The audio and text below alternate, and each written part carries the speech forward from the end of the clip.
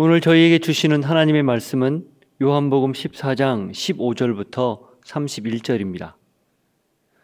너희가 나를 사랑하면 나의 계명을 지키라. 내가 아버지께 구하겠으니 그가 또 다른 보혜사를 너희에게 주사 영원토록 너희와 함께 있게 하리니 그는 진리의 영이라. 세상은 능히 그를 받지 못하나니 이는 그를 보지도 못하고 알지도 못함이라. 그러나 너희는 그를 아나니 그는 너희와 함께 거하심이요 또 너희 속에 계시겠습니다. 내가 너희를 고아와 같이 버려두지 아니하고 너희에게로 오리라. 조금 있으면 세상은 다시 나를 보지 못할 것이로되 너희는 나를 보리니 이는 내가 살아있고 너희도 살아있겠음이라. 그날에는 내가 아버지 안에 너희가 내 안에 내가 너희 안에 있는 것을 너희가 알리라. 나의 계명을 지키는 자라야 나를 사랑하는 자니 나를 사랑하는 자는 내 아버지께 사랑을 받을 것이요 나도 그를 사랑하여 그에게 나를 나타내리라. 가룟 아닌 유다가 이르되 주여 어찌하여 자기를 우리에게는 나타내시고 세상에는 아니하려 하시나이까. 예수께서 대답하여 이르시되 사람이 나를 사랑하면 내 말을 지키리니 내 아버지께서 그를 사랑하실 것이요 우리가 그에게 가서 거처를 그와 함께 하리라. 나를 사랑하지 아니하는 자는 내 말을 지키지 아니하나니 너희가 듣는 말은 내 말이 아니요 나를 보내신 아버지의 말씀이라. 내가 아직 너희와 함께 있어서 이 말을 너희에게 하였거니와 보혜사 곧 아버지께서 내 이름으로 보내실 성령 그가 너희에게 모든 것을 가르치고 내가 너희에게 말한 모든 것을 생각나게 하리라. 평안을 너희에게 끼치노니 곧 나의 평안을 너희에게 주노라. 내가 너희에게 주는 것은 세상이 주는 것과 같지 아니하니라. 너희는 마음에 근심하지도 말고 두려워하지도 말라. 내가 갔다가 너희에게로 온다 하는 말을 너희가 들었나니 나를 사랑하였더라면 내가 아버지께로 감을 기뻐하였으리라. 아버지는 나보다 크심이라. 이제 일이 일어나기 전에 너희에게 말한 것은 일이 일어날 때에 너희로 믿게 하려 함이라. 이후에는 내가 너희와 말을 맞이하지 아니하리니 이 세상의 임금이 오겠음이라. 그러나 그는 내게 관계할 것이 없으니 오직 내가 아버지를 사랑하는 것과 아버지께서 명령하신 대로 행하는 것을 세상이 알게 하려 함이로라. 일어나라 여기를 떠나자 하시니라. 아멘. 신앙인다움이 무엇일까요? 무엇이 그리스도인다움을 가장 분명하게 드러낼까요? 사람들에게 어떻게 하면 내가 그리스도인이라는 이미지를 올바르게 떠올릴 수 있도록 할 수 있을까요? 또 다른 각도로 우리 그리스도인들이 반감을 사는 이유는 무엇일까요? 세상 사람들로부터 환영받지 못하고 도리어 마치 민폐를 끼치듯 싫어하는 사람들이 된 이유는 무엇일까요? 어쩌면 우리가 예수님을 믿는다고 말하면서도 너무나 이기적이고 또 겉과 속이 다르고 말과 행동이 다른 신앙인답지 않은 모습들 때문에 어쩌면 우리 그리스도인들이 세상으로부터 손가락질을 받는 것 아닌가 생각을 합니다. 그렇다면 어떻게 해야 신앙인다움을 회복할 수 있을까요? 어떻게 해야 저 사람은 그리스도인답다, 저 사람은 예수를 믿는 자답다라는 말을 들을 수 있을까요? 예, 사랑입니다. 이미 우리 예수님이 요한복음 13장 34절과 35절에 말씀하셨던 것처럼 너희가 서로 사랑하라. 사랑하면 너희가 내 제자인 줄을 세상이 알게 될 것이다 라고 말씀하신 바로 그 사랑, 서로 사랑하는 것, 그것이 우리를 가장 그리스도인답게 예수님을 믿는 사람답게 보이는 모습입니다. 이것이 하나님의 영광을 구하고 세상 사람들에게 하나님을 아주 당당하게 자연스럽게 나눌 수 있는 방법인 거죠. 예수님이 이 말씀을 오늘 본문에서도 이어서 계속하십니다. 바로 사랑하라, 그리고 사랑한다면 계명을 지키라 라는 명령을 통해서입니다. 우리 오늘 말씀 읽은 것 중에 15절과 21절 말씀을 한 번 더 읽겠습니다. 너희가 나를 사랑하면 나의 계명을 지키리라. 나의 계명을 지키는 자라야 나를 사랑하는 자니 나를 사랑하는 자는 내 아버지께 사랑을 받을 것이요 나도 그를 사랑하여 그에게 나를 나타내리라. 이 15절과 21절 이 말씀은 우리가 그리스도인다움을 세상에 증거하는, 드러내는 가장 분명한 방법으로 사랑하라라는 말과 더불어 사랑하기 때문에 주님이 하신 말씀, 주님이 가르쳐 주신 말씀들을 지켜야 한다, 이런 내용을 강조하고 있습니다. 그러면은 그것을 통해서 아버지께 사랑을 받을 것이요, 나도 그렇게 나의 계명을 지키는 너희를 사랑할 것이다, 그를 내가 품어줄 것이다, 이렇게 약속하시는 거죠. 그런데 이 말씀 사이에 사실은 16절부터 20절까지 이 보혜사 성령에 대한 약속이 삽입되어 있습니다. 사랑하면 계명을 지켜라, 사랑함으로써 나를 세상에 드러내라, 그것이 그리스도인다움이다 라는 걸 강조하는데, 그 사이에 보혜사 성령을 약속하는, 보혜사 성령이 올 것이다 라는 내용을 약속하는 이 말씀, 가르침이 삽입되어 있다는 거죠. 이건 분명 사랑하는 것과 그리고 그의 계명을 지키는 것과 더불어 보혜사 성령을 보내신다는 약속에 분명한 무슨 상관관계가 있다는 것을 암시하고 있습니다. 자, 먼저 그러면 이 사랑한다는 것, 그리고 그 계명을 지킨다는 것, 이것은 무슨 뜻일까요? 여러분, 사랑하는 사람의 특징이 무엇입니까? 누군가를 사랑한다, 그 사람을 마음속으로 깊이 생각하고 그 사람을 늘 마음에 두고 있다, 관심이 쏠린다, 그런 사람의 특징이 무엇입니까? 바로 그 사랑하는 대상, 상대방에게 그의 일거수일투족을 아주 자세히 살피고 그가 원하고 그가 기뻐하는 일, 그가 좋아하는 일, 그것들을 하려고 온 마음, 생각, 실질적으로는 행동까지도 거기에 집중하고 주목한다는 거죠.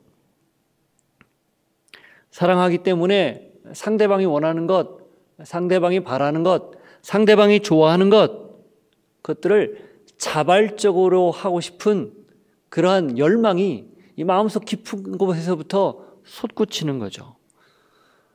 반면 사랑한다 하면서 상대방이 원하는 것, 상대방이 좋아하는 것, 이런 것들을 별로 관심을 두지 않는다, 그건 사랑하지 않는 거죠. 그냥 말로만 하는 거죠. 겉으로만 하는 거고. 여러분, 진짜 사랑은요, 감출 수 없습니다. 다 드러납니다. 다 표현됩니다. 사랑하기 때문에 그러는 거죠.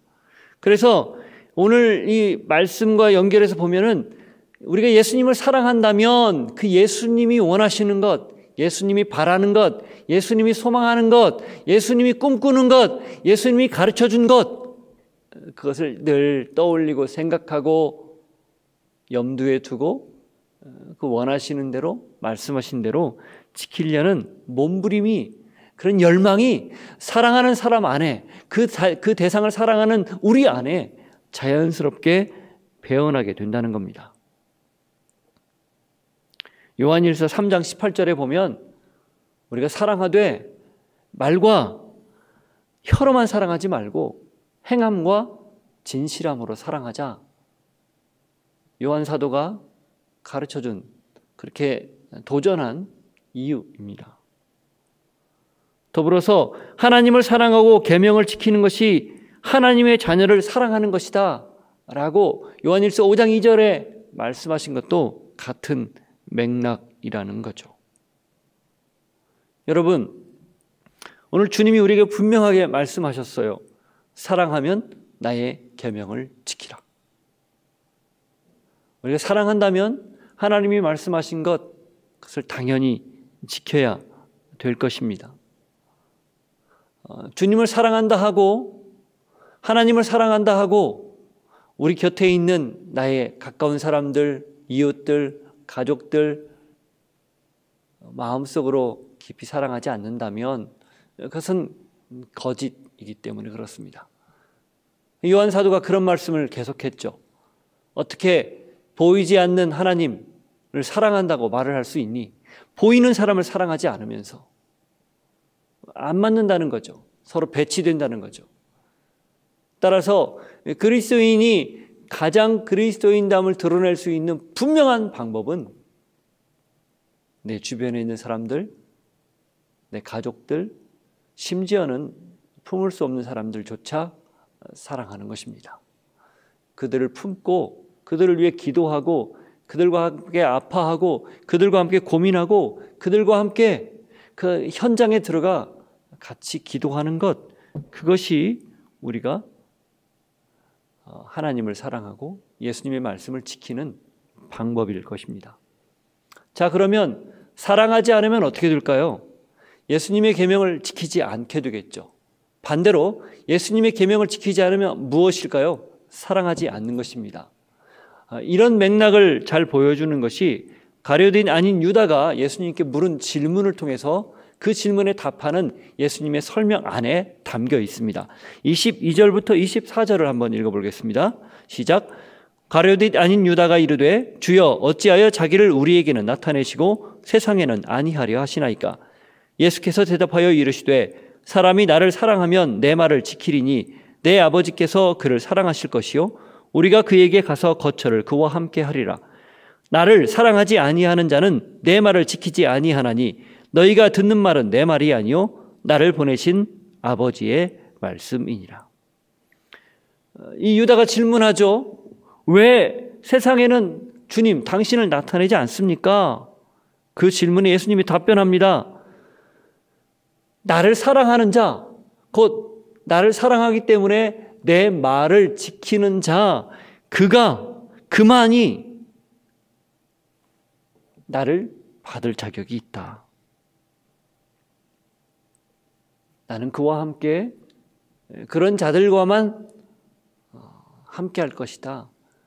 그들만이 나를 알 수 있고 또 내가 약속할 성령을 받을 자격이 있다. 이렇게 말하는 거예요.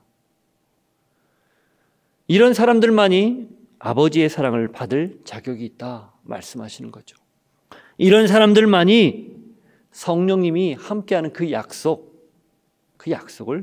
받고 누릴 수 있다 말씀하는 겁니다. 사랑하지 않으면 아무런 자격이 없다는 겁니다. 말씀을 지키지 않으면, 말씀을 따라 하나님 주신 말씀을 따라 주님의 말씀을 지키지 않으면 아무도 하나님을 아버지라 부를 자격, 그리고 성령님을 나를 이끄시는 하나님이라 부를 자격 없다라고 말하는 거예요. 바꿔 이야기하면 믿지 아니하면 아무것도 얻을 수 없고 누릴 수 없다, 이렇게 말씀하시는 겁니다. 이 부분에서 우리 주님 우리에게 도전하는 메시지는 분명합니다. 주님을 믿는다면 주님을 사랑하라. 주님을 사랑한다면 주의 말씀을 지키라. 그러면 내가 너를 사랑할 것이고 아버지도 너를 사랑할 것이고 성령이 너와 함께하는 것을 알게 될 것이다. 이런 믿음의 고백과 사랑의 고백, 또 말씀을 지키는 결단이 여러분에게 있어서 하나님의 사랑을 그 어느 때보다 깊이 경험하고 성령님이 함께 하심을 누릴 수 있는 여러분의 삶이 되기를 주님의 이름으로 축복합니다. 자, 그렇다면 처음 서두에 말씀드린 것처럼 이 15절과 21절, 나의 계명을 지키는 자가 나를 사랑하는 자다, 나를 사랑하는 자는 계명을 지킬 것이다, 그 말씀 사이에 이 보혜사 성령을 약속한 내용이 왜 들어갔는가, 이 상관관계는 무엇인가, 왜 이 내용 사이에 보혜사 성령에 대한 약속이 들어갔는지를 좀 더 살펴보겠습니다. 왜 예수님이 보혜사 성령님을 약속했을까요? 그건 먼저 예수님이 제자들을 사랑하는 가장 분명한 증거, 가장 확실한 그 방법이 성령님이기 때문입니다. 우리가 어제 본문에서 이미 봤듯이 예수님이 떠날 것 때문에 두려워하는 제자들에게 예수님이 하신 말씀이 너희는 근심하지 말고 두려워하지 말라. 내가 가서 너희를 위하여 거처를 예비할 것이다. 처소를 예비할 것이다. 그리고 다시 돌아올 것이다. 그 거처와 처소는 성령이 거하는 곳, 곧 너희 안에 내가 성령을 약속할 것이니 그 성령이 너희와 영원토록 함께할 것이니 너희는 더 이상 근심하거나 걱정하지 말라. 이 말씀을 주셨다는 걸 이미 알고 있죠.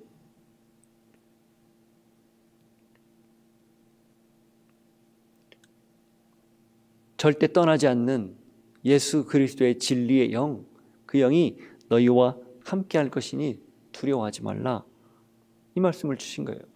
예수님이 육신적으로는 떠나지만 영으로 그 진리의 영이 각 믿는 사람 안에 들어와서 결코 떠나지 않을 것이라는 그 사랑의 표현, 내가 너와 함께 하겠다는 표현, 그 표현으로 성령님을 약속하신 것이죠. 또 있습니다. 우리 16절부터 17절을 한번 읽어볼까요? 시작. 내가 아버지께 구하겠으니 그가 또 다른 보혜사를 너희에게 주사 영원토록 너희와 함께 있게 하리니 그는 진리의 영이라. 세상은 능히 그를 받지 못하나니 이는 그를 보지도 못하고 알지도 못함이라. 그러나 너희는 그를 아나니 그는 너희와 함께 거하시며 또 너희 속에 계시겠음이라. 예수님이 제자들을 사랑하는 가장 분명한 증거가 성령이라고 했는데 그 성령의 그 구체적인 어떤 모습입니까? 너희와 함께 거하시며 너희 속에 계시겠습니다. 너희 속에 영원히 함께 있게 하기 위해서 보혜사 성령을 약속한다는 거예요. 또 있습니다. 18절. 내가 너희를 고아와 같이 버려두지 아니하고 너희에게로 오리라. 고아처럼 버려두지 않고 오겠다. 그 약속. 내가 거처를 예비한다. 그 예비한 거처에 영원토록 너와 함께 하겠다. 너희를 내버려 두지 않겠다. 이 약속이 곧 구체적으로 실현되는 것, 이것이 성령이라는 거예요.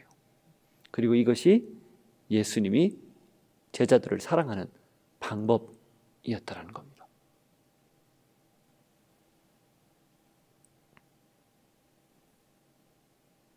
여러분, 사랑하면 함께하고 싶은 것이 당연한 거 아닙니까?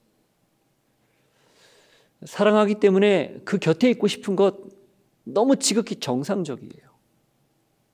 예수님이 그걸 다 잘 헤아리고 있었기 때문에 예수님이 이 땅을 떠나지만 내가 너와 함께하는, 너를 사랑하기에 너와 함께하는 구체적 증거로 보혜사를 너에게 보내주겠다 약속하는 거예요.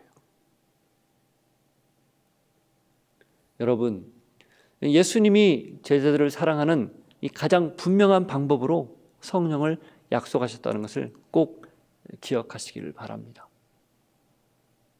예수님이 제자들을 사랑해서 그 사랑의 증거로서 보혜사를 주시고 그 보혜사를 통해서 예수님이 함께 한다는 그 인식, 그 경험, 내 안에 성령님이 계시는구나, 내 안에 예수님이 계시는구나 라는 제자들의 자기 확신을 통해서 흔들리지 않는, 두려워하지 않는 신앙을 갖게 하셨다는 걸 꼭 기억하시기를 바랍니다. 그리고 그건 동일하게 오늘 우리에게도 같은 말씀으로 능력으로 역사하고 있다는 사실을 꼭 기억하시기를 주님의 이름으로 축복합니다. 그래서 그것 때문에 예수님이 제자들을 사랑하는 증거로 보혜사를 약속하신 내용, 그 내용이 이 본문 15절과 21절 사이에 들어가 있는 거예요. 내가 이렇게 너희를 사랑하니 그 사랑의 증거로 성령을 너희에게 주올 것이니, 보낼 것이니 믿어라, 두려워하지 말라, 근심하지 말라 말하는 겁니다.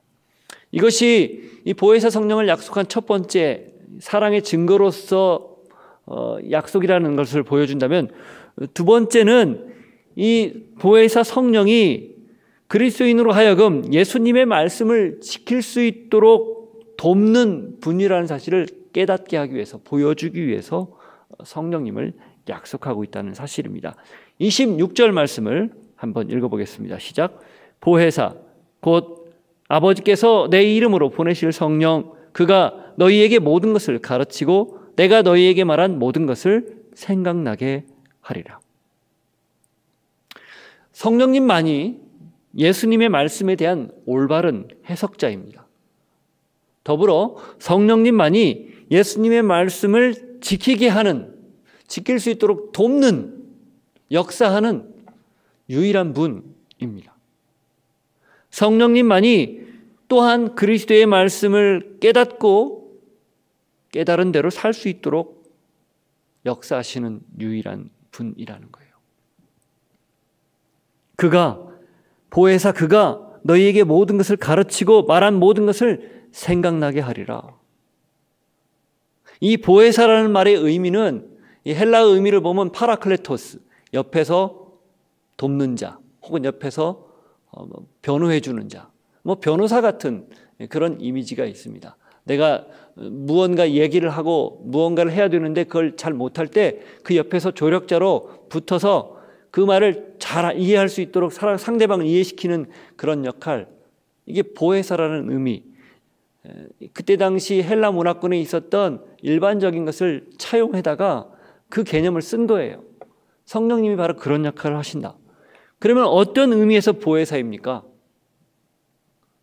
예수 그리스도를 증거하고 예수님이 누구인지를 드러내는 그 역할에 있어서 보혜사라는 거예요. 우리가 예수님을 잘 증거할 수 있도록 돕고 예수님의 말씀을 지킬 수 있도록 돕고 우리가 예수님을 잘 이해할 수 있도록 돕는 분, 그 분이 보혜사 성령이라는 겁니다. 여러분 혹시 그런 경험 있지 않으세요? 내 예수님을 믿고 말씀을 깨닫고 내 안에 성령이 충만했을 때 누군가에게 그 예수님을 소개하는 기회가 주어졌을 때 나도 모르게 내가 그동안 배우고 익히고 읽고 묵상했던 내용들이 마치 자동으로 반응하는 것처럼 그 사람에게 그 필요에 의해 아주 술술술술 예수님에 대해서 증거하는 그런 경험들 혹시 해보지 않으셨습니까? 바로 여러분 안에 성령님이 계셔서 여러분으로 하여금 여러분이 경험했던 예수님을 마음껏 증거하게 하는 성령의 역사였던 셈이죠. 그 역할을 성령님이 하신다라는 사실입니다.